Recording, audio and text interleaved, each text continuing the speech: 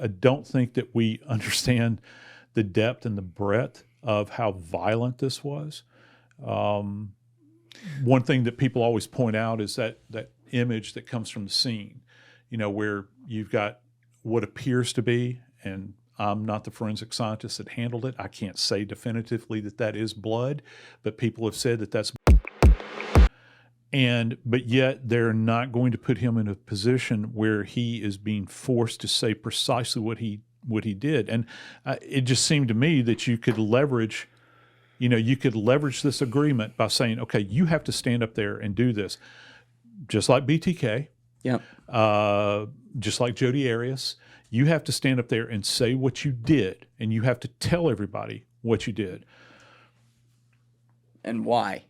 Effectively. Well, yeah, you could ask him why and the motivations. But, this is what I think. I think that he's probably so twisted. First off, at the time of this recording, he has not appeared in court. However, I think I would be surprised if he did say anything about what his motivations were or anything like that. It seems to me, because he had studied these killers for so long, he still probably views himself on some level as some half-ass academic. And he wants to call the shots relative to when he's going to make any kind of statement. And trust me, there will be a whole line of people that will want to talk to him. And there will be people from academia that will want to talk to him under the guise of saying, well, we just want to study him for the benefit of everybody else. And they'll write papers about him, and he'll have full attention here. And all along, these families are absent their babies for the rest of eternity. Why did they make this deal? Like that's what I don't understand. Like, if they made the deal where he then had to allocute, it makes sense. But to make a deal, I mean, the Gonzalez family is very upset about it. And listen, I think it's like 2 of the families are upset about it, and the other 2 are like, it's over. We're putting it behind us. We're glad to have the actual case not have to whatever. And they may still be. I don't know this for a fact. They may still be very disappointed that it's not allocuting, but all in all, they're trying to do the best they can to move on with their lives after this. But the families who are upset about this, I fully understand that. And I don't understand the logic unless the case was for some reason they felt like weak and like he might get off on some of it. Why would they make this deal, in your opinion? Well, he's got 5 charges, okay? First charge he's got is felony burglary, which is in the charging document itself, you can actually see this online. It talks about, again, this is me paraphrasing, burglary for the purpose of committing murder, okay? And then for each child that was butchered, there's an individual charge for them. I don't know how much whittling down you could do of that, or offer up any kind of alternatives as far as sentencing or anything like that, because it is what it is. He planned to go in there and do this. Now, maybe if he came forth and said, yeah, Maddie was my target, I was surprised by the rest of them. Maybe that would be the one big charge that they had, and they would reduce everything else. I have no idea. I don't know if they felt as though that it was, bird in hand is the kind of view that they were taking of this. But up until that point, when he entered the plea, he was proclaiming his innocence, and he was saying that he was not guilty. And all of a sudden, he has this come to Jesus moment where he says, "Oh no, I did it. Don't believe me? Go look at the tape." He's standing there. He confesses to every bit of it, or at least says that he did this. Now, he doesn't give an explanation. I don't know that we'll ever have an explanation. That's going to be for a lot of people to kind of jaw jack over for, forever and ever, amen, until the next one of these kind of tragedies happens. But either way, I think that it's less than, probably for certain family members, probably less than satisfying, I would think. Hard for me to even try to imagine that. Like what I might be thinking. Yeah, You well, this is the thing about it. There will be witness impact statements, and I'm going to be watching this very carefully. I can tell you from my perspective.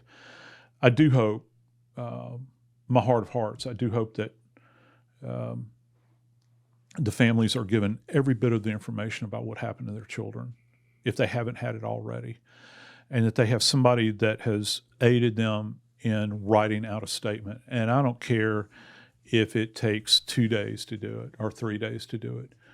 That now they cannot directly address him; they address the court, because you see people in impact statements will turn sometimes and look at the accused. They're not allowed to do that? No, they're going, because the witness impact statement is supposed to actually impact the judge in making their decision about what they're going to do as far as punishment goes and those sorts of things. That's the purpose of it.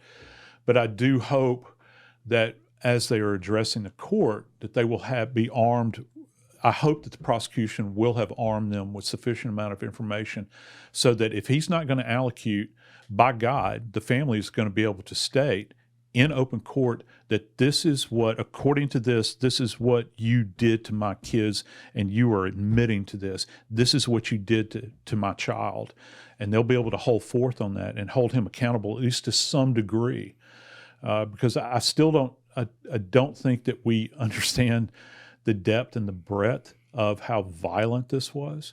One thing that people always point out is that image that comes from the scene, where you've got what appears to be, and I'm not the forensic scientist that handled it. I can't say definitively that is blood, but people have said that that's blood trickling down the wall onto the foundation of the house. It comes out of the walls, and you can see it right there. It looks like blood, but forensically, we can't look at something and say that is blood. You have to test it. Right. But that gives you an idea of what type of bloodbath this may have been inside of that house. And if it's presenting outside the structure, you can only imagine what the interior of the house looked like. Yeah, we have that image up right now. Joe's got that.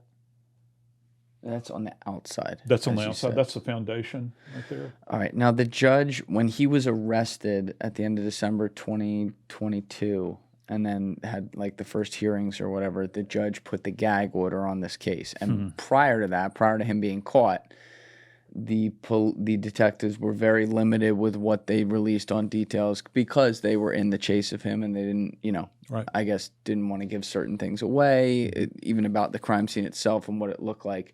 And so we've gotten from some court documents since then that I guess are publicly available, we've gotten some detail of what went down. But the way I'm understanding is that we still, they're basically going to data dump on us after this is done, where they release everything, and we're going to actually, for the first time, just tell me if this is fair to say, understand exactly what that crime scene looked like. The depth and breadth of it. Yeah, I think so. And the media is a big piece to this. They've pushed for this for some time.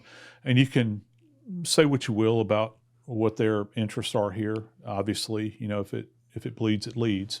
And they will generate multiple articles about this after that data dump takes place.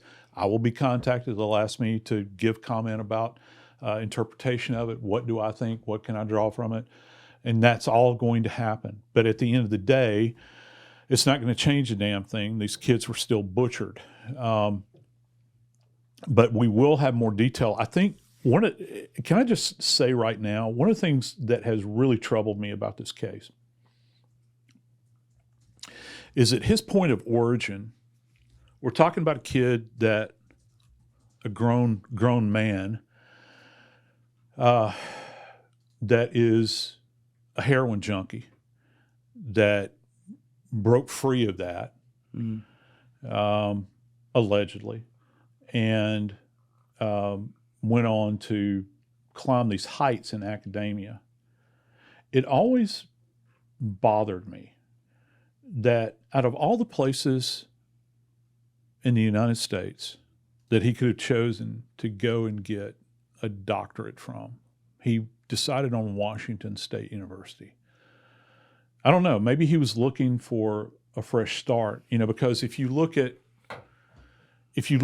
criminology PhD programs, there's 3 alone in Pennsylvania that you can get a PhD in criminology.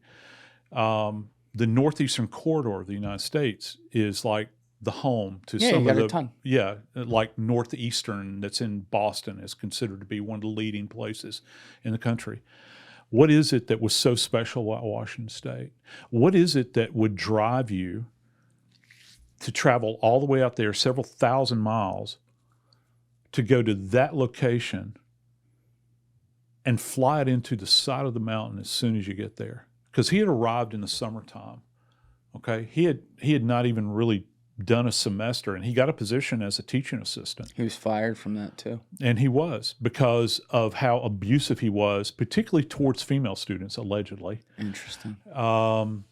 And, it makes me think, who was it there at Washington State? Because you're good. Okay. It's one thing for an individual to get a master's degree, all right?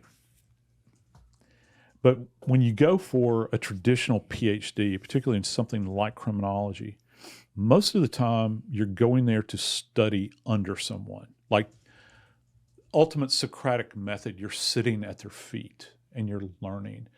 What academic font was he going there to sit beneath? That he was going to spend, because if you've ever talked to anybody that's in one of these like really intense PhD programs, it's like indentured servitude.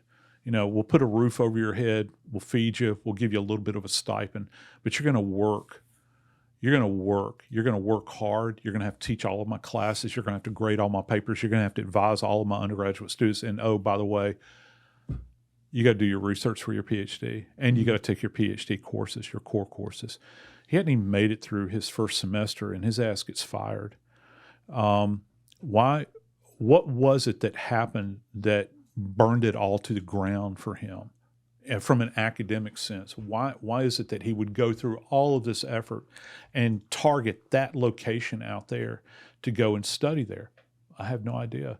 I've often wondered, did he have an awareness of somebody out there before he ever left Pennsylvania? I don't know. I don't know that that'll ever, it doesn't have to be any of these victims. Was he going out there for something else that had piqued his interest, for instance, that would drive him all the way out there as opposed to staying closer to home? I don't know. Maybe he just wanted a new start. As a part of the gag order, though, we don't have any details on what detectives have uncovered digitally and things like that, yep. I imagine, right? Yeah. It'll be interesting to see what his, internet history was and the things that in the years leading up to that he did. Was it something so random where, he found Maddie online or something like that and just is a sick fuck who had some weird obsession? I don't know. Yeah, and if not Maddie, maybe somebody else that, was his driver to go out there and study criminology at a doctoral level, or was his driver something else? You look back at like him creating these questionnaires even before he became a PhD student, asking these guys that had committed these horrible crimes that were incarcerated. I wanted, and they're very detailed, Julian. They're things like, what were your thoughts about leaving the scene of the crime? Did you think about leaving anything behind? What were your plans, going into it? Did you have a plan going into it? And, retrospectively, you look back at this, and this is really, really dark stuff. Yep. When you begin to think about it. And again, I'm taking this from the perspective of a college professor thinking about, well, if you've got a student that's asking these questions, what's the impetus behind it? Is it you're a burgeoning killer, or is it you truly have an academic interest in this? Yeah. It gets so weird. There was in the Amazon documentary about this, which was not the one you were in. Right, I was in the Peacock one, yeah. Yeah, the Amazon one is where they pretty much... The James Patterson one, yeah. Yeah, they do it strictly from the perspective of the victims' families involved and tell the story that way. But they had they put in there the people who ran the Facebook page about this. I don't know if you saw this.